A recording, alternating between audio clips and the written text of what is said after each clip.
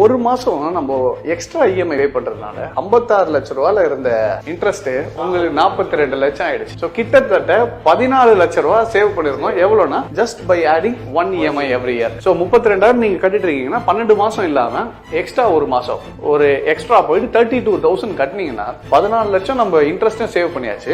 Plus நமக்கு லோனோட டென்யூரம் பாத்தீங்கன்னா 25 வருஷம் போட்டது நமக்கு 20 இயர்ஸ்லயே முடியும். ஒரு 40 லட்சம் லோனுக்கு 32,000 தான் இஎம்ஐ போது பாக்குறதுக்கு நல்லா தான் இருக்கும். பட் தி திங் இஸ், இப்போ ஃபர்ஸ்ட் மந்த் இஎம்ஐ எடுத்துக்கோங்க, நம்ம 32,000 பே பண்றோம். பட் வேற அதுல நீங்க கட்டுற 32,000த்துல உங்களோட கடன்ல 40 லட்சத்துல எவ்வளவு அடையும்னா வெறும் 3,800 தான் அடையும். ஓகே, பேலன்ஸ் 28,300 எதுக்கு போகும்னு பாத்தீங்கன்னா இன்ட்ரெஸ்ட்டுக்கு தான் போகும். ஸோ நார்மலாவே பேங்கிங் சிஸ்டமே இருக்கட்டும், எந்த லோனா இருக்கட்டும், எடுக்கும்போது என்ன பண்ணுவோம், ஃபர்ஸ்ட் வட்டியை தான் அதிகமா எடுப்பாங்க. வட்டி முடிச்சிட்ட பிறகுதான் உங்களுக்கு அசலுக்கே வரும்.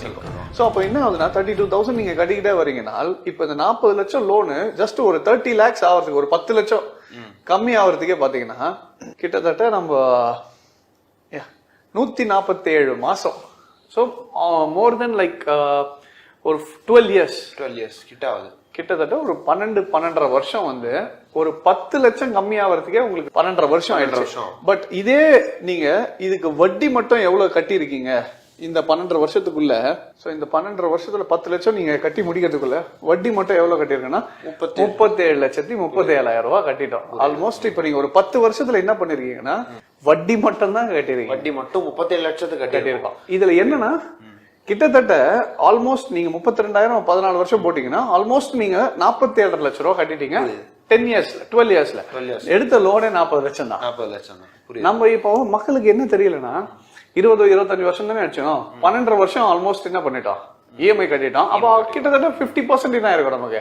ஆப்வியஸா கம்மியாயிருக்கும். பேலன்ஸ் இருக்க ஒரு லட்ச 20 lakhs வந்து நம்ம கட்டி முடிக்கலாம் ஒரு 10 வருஷம் 15 வருஷம் கழிச்சு. போய் பேங்க்ல நின்னீங்கன்னா கடைசியில எவ்வளவு அவுட்ஸ்டாண்டிங் இருக்குன்னா இன்னும் 30 லட்சம் கட்டணும்னு வந்து நினைக்கும். நம்ம பாதி முடிஞ்சிச்சுன்னு நினைப்போம். ஆனா முடிஞ்சது என்னவோ பாத்தீங்கன்னா வெறும் 20% 25% தான் முடிஞ்சிருக்கு. சோ இந்த தெரியாததுனாலதான் நிறைய பேர் இந்த சைக்கிள்ல மாட்டிக்கிறாங்க. இப்போ சில பேரோட மைண்ட் செட் எப்படி இருக்கும்னா, நான் வந்து இஎம்ஐ 25 வருஷம் போட்டாலும் ஒரு 5-10 வருஷத்துல எப்படியாவது சேர்த்து வச்சுட்டு ஒரு 10th இயர்ல நான் பல்கா கட்டிடுவேன், முடிச்சிடலாம். ஆனா அந்த 10 வருஷம் கழிச்சு நீங்க கட்டுறதுல யூஸ் இல்லை.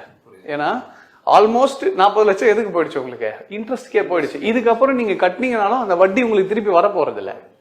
பேலன்ஸ் இருக்க அமௌண்ட்டை ஃபுல்லா வாங்க போறோம். 30 லட்சத்தை கட்டிட்டு முடிக்கணும். அதுல அப்போ யோசிச்சு பாருங்க, 10 வருஷத்துக்கு ஒரு 40 லட்ச ரூபா லோனுக்கு 10 வருஷத்துக்கு திருப்பி 40 லட்சம் வட்டியை கட்டி முடிச்சிட்டீங்க.